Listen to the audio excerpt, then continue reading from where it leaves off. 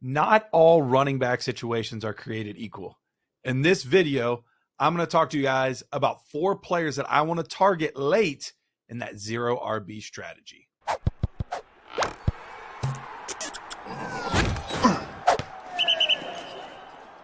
Garret Price here again, Dynasty Nerds YouTube, and I'm here to talk about 4 running backs that I like in that zero RB strategy. Look, when we're waiting on drafting running back, there's certain guys that are good to target. Now, we can always look at players that already have a starting job, but I want to look at guys that might not have a starting job that you can get later and later in your drafts that could pay off huge dividends because of injury, because of trades, because of players ahead of them being cut. All of these are potential options. Let's start with the biggest one here, Tyjae Spears. Yes, if you followed me for any length of time, you know that I really like this player. There have been some concerns about his knee, but look, short term, there's really no concerns about him. There's rumors that Derrick Henry could potentially be traded, but on top of that, he's 29 years old, and he's coming off his 3rd season in the past 4 years where he's had over 300 rushing attempts. Guys like that tend to break down. Derrick Henry had the most carries in the NFL out of any player last year with 349. When you have that many carries, if something happens to him, somebody's got to take that over. Spears could be in for a huge season if that's the case.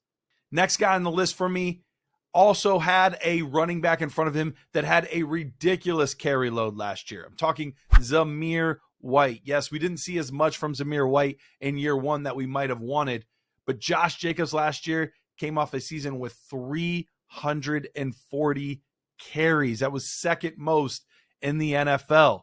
They were willing to give him the ball early and often in the scheme, and if something happens, Zamir White's going to take over a lot of that work, and he is built for punishment. Bigger, physical back out of Georgia. That's a guy that could take over and really help propel your team in that zero RB strategy. Next one on the list has been a popular name recently, Alexander Mattison. Dalvin Cook was also in the top 12 on total rush attempts last year with 264.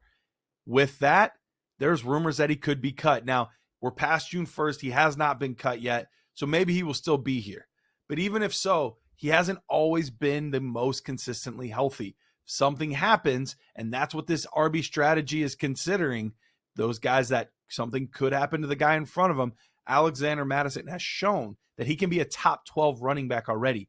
But if something happens where he gets cut or traded, Alexander Mattison steps into a huge role for the entire season. So Alexander Mattison, great target for zero RB. Last one, Zach Charbonnet.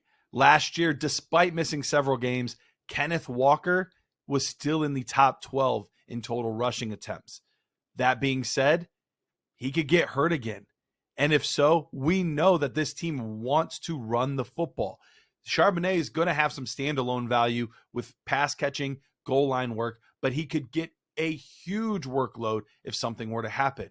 All of these guys are not created equal. Backup running backs don't always get the full workload, but I feel like these 4 guys have the best chance to get a huge workload if something happens to the guy in front of them.